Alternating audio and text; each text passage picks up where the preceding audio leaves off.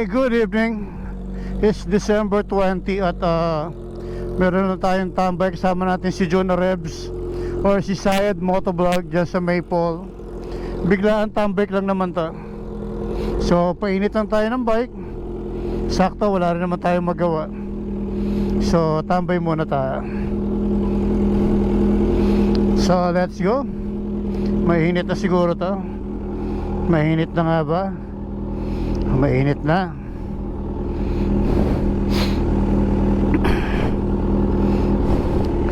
Let's go, let's go.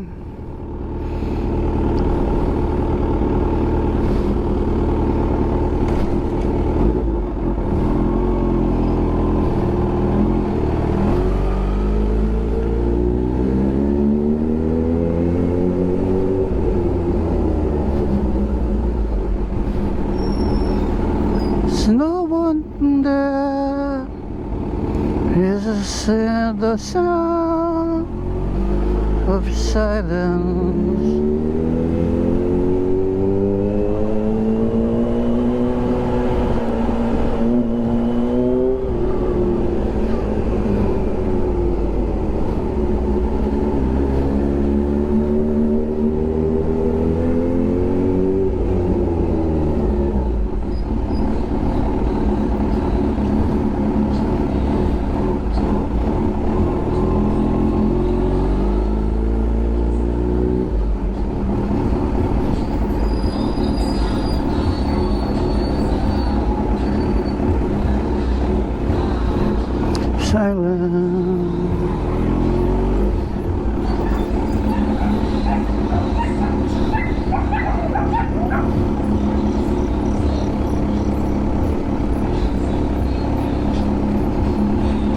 Lakas ng sounds ko, wala akong madinig.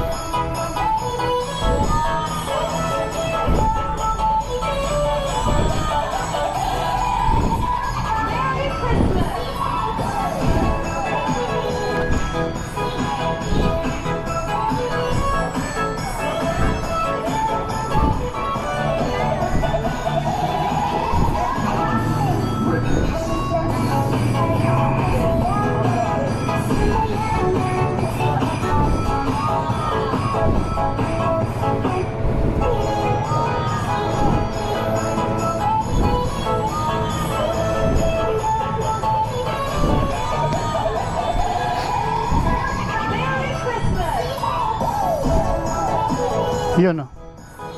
Sali kaya tayo sa kanila.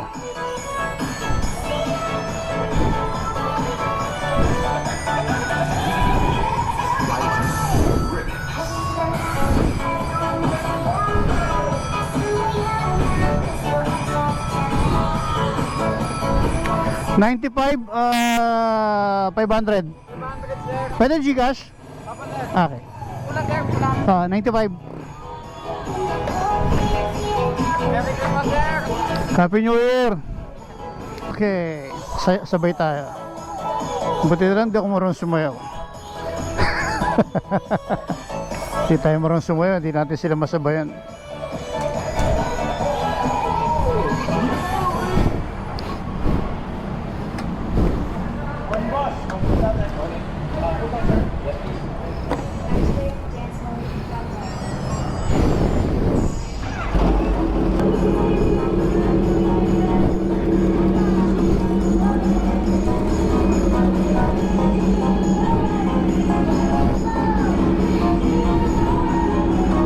Let's go.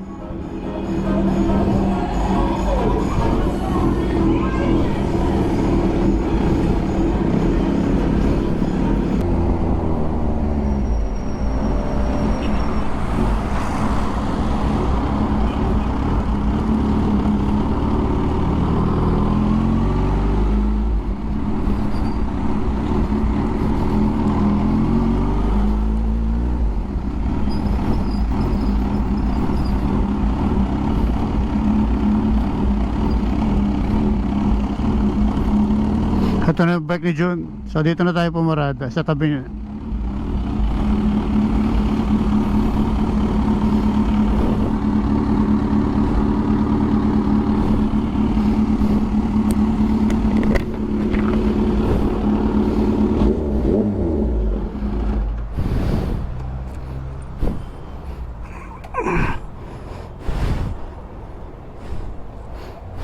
Sombre me nahan me.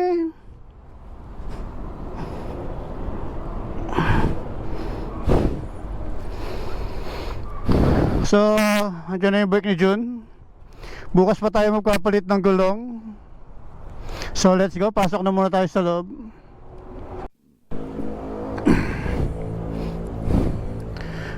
So, dito tayo sa Maple Grove Starbucks. At kasama natin si Zayad Motovlog. At natatandaan nyo, mayroon tayong pinost na video doon sa ating YouTube channel na kauwi niya lang kasi galing Thailand. No, so meron siyang pasalubong sa ating chocolate.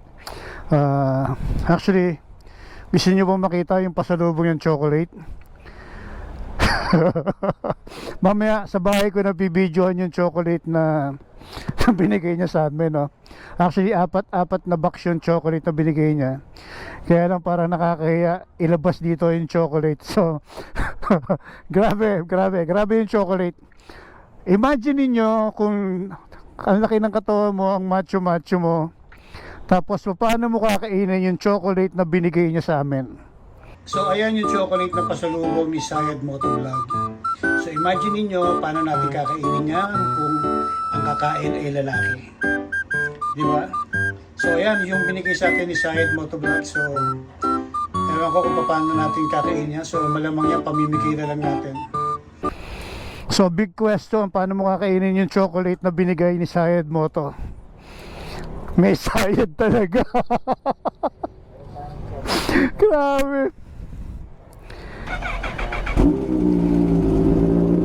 Actually, ang sasarap pa naman ng flavor na ano, may dark chocolate, white chocolate, strawberry, at saka plain chocolate, no? Yan yung chocolate na binigay niya.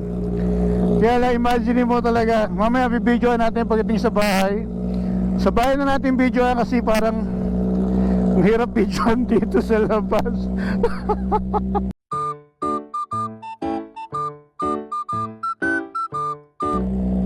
Pucha. Pero na-appreciate natin yung ano, ha? Na-appreciate natin yung naalala niya tayo, na inuwian tayo. Sabi ko pa naman doon sa post ko sa YouTube na every time na magagaling siyang abroad, hindi maaaring pag-uwi niya wala siyang pasalubong sa akin, sa tropa, no? So ngayon, kakaiba yung pasalubong niya. Galing siyang Thailand. So sana may idea kayo kung ano yung pasalubong niya sa amin. Sobrang, hindi ko alam kung paano namin kakainin yung chocolate na yon. So let's see. Tingnan natin yung pag-uwi sa bahay. Bibidyohan natin yung chocolate na binigay niya sa amin, oh. So ngayon painitan tayo ng bike. Sama natin sa Zayad Motovlog. At saka binenta ko sa kanya yung isang microphone adapter ko. Yun yung gamit na ngayon. So pakikita nyo sa mga post na nagsasalita na si Zayad Motovlog. Ayan, no? Grabe na ang Zayad Motovlog, no? Ibang klase na. Meron ng microphone, nagsasalita na. Kaya lang sa dami ng video niya na hindi pinopost, pagbukas niya ng GoPro niya, full memory. Full memory na kaagad ang kanyang GoPro, no?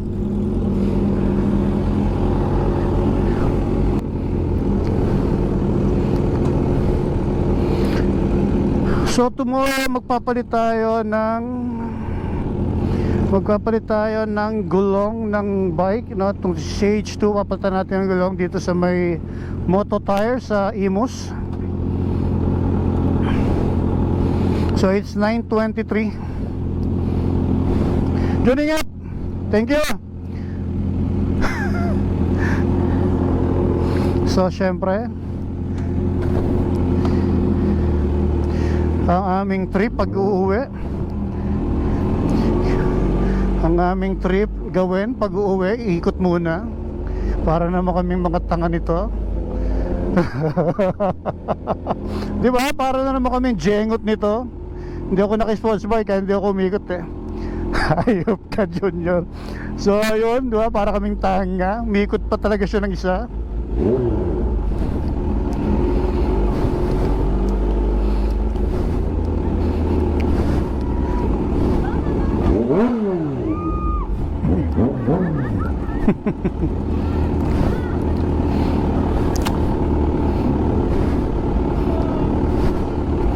Sa kadaan ni Jun.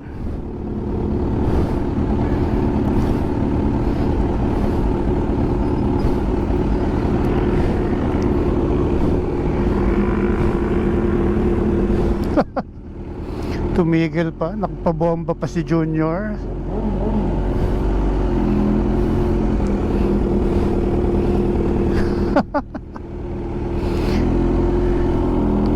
So excited kasi akong i-vlog yung pasalubong ni Syed Motovlog, no.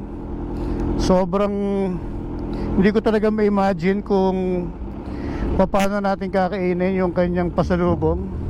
Saan daan mo? Dito? Saan ka ba? Dasma? Dito ka dadaan? Ingat. Pwede, lalayo ka eh. Ingat, Jun. Thank you.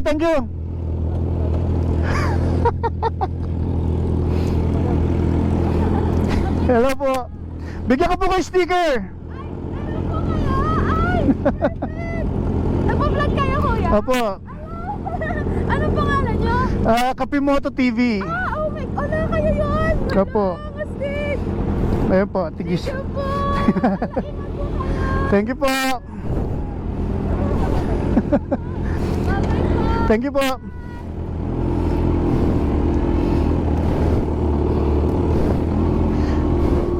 Joining up.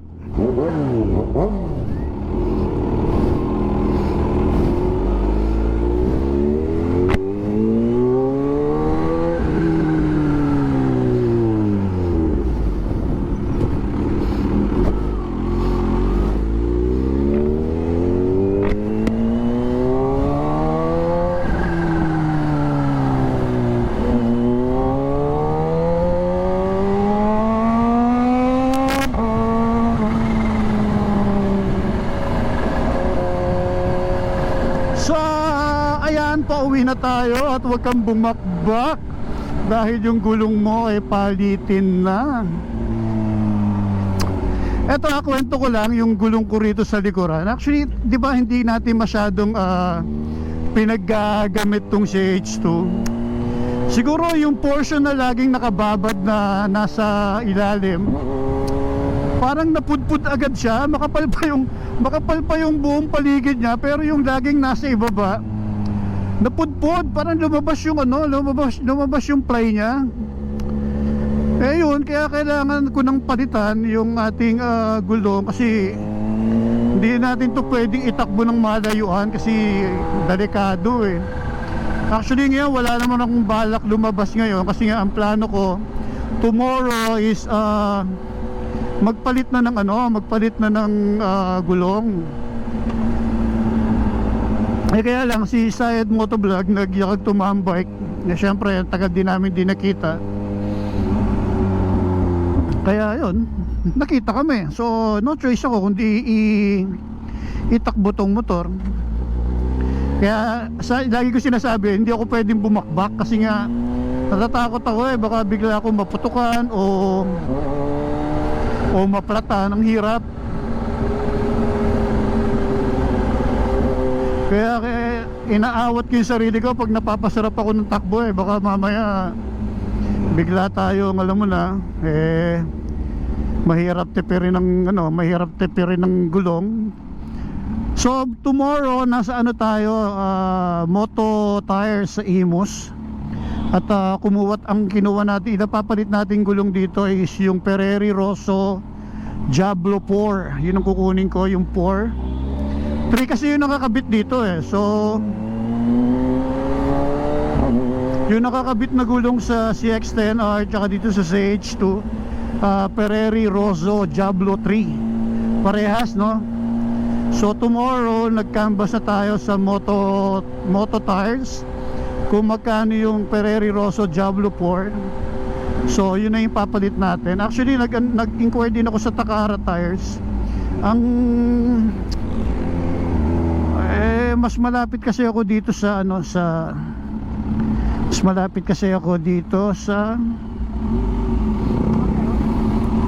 mas malapit ako sa Imus, no? Actually mas malapit ako sa Naik pala, pero sa Imus kasi yung branch na pupuntahan ko tomorrow.